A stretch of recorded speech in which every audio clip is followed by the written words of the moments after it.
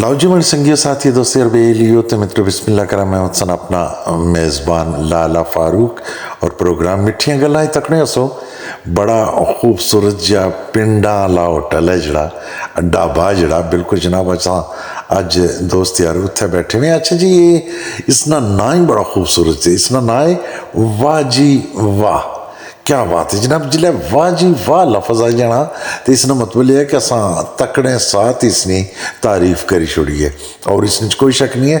जिले इस ढाबे ने अंदर आवो तो बिल्कुल वो अपनाइत वाला जड़ा होना ना, जेडे असा पेंडू लोग जिस तरह आखने भाई पहाड़िए पहाड़ा चो पछाण जाने, बिल्कुल जनाब सारा कल्चर है जड़ा वो सामने आ जाना। और साड़ा सकाफती ढोल है जड़ा वो भी बिल्कुल इन्हें ढोलकी भी इतने रखी हुई है, ढोल भी रखे हुए और दीवार ना टंगिया ने।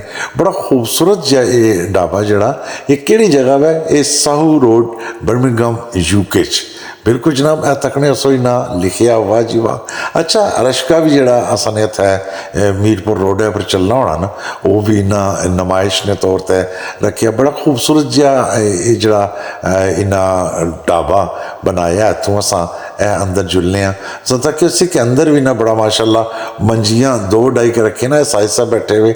आज इन्ना स्पेशल इतने सजाद साहब की और चाचे की दावत दी और इन्हें आखे जी कि आओ इतने आलू वाले परांठे ने जेडे वो खाने आ।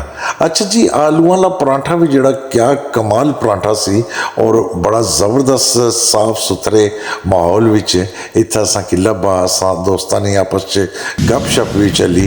इस कोई शक नहीं है कि माशाल्लाह बड़ा प्यारा खूबसूरत साहू रोड ते वाह जी वाह जड़ा ढाबा है ये मौजूद है। दोस्त बिल्कुल जनाब कुदरे कुदरे इंजॉय करना चाहन तो जिला बदल होना है ना तो वो लाई के इतना इंजॉय करन और ये परांठा खान।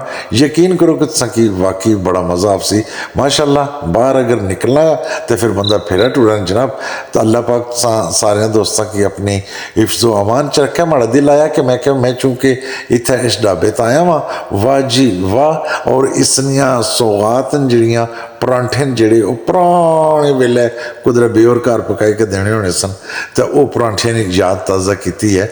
और दोस्तों की ये आखसा कि अल्लाह पाक की खैर खैरियत ना रखा है। साड़ियाँ चंगियाँ सोहनियाँ प्यारियाँ मिठियाँ दुआवां तुसां ने नाल।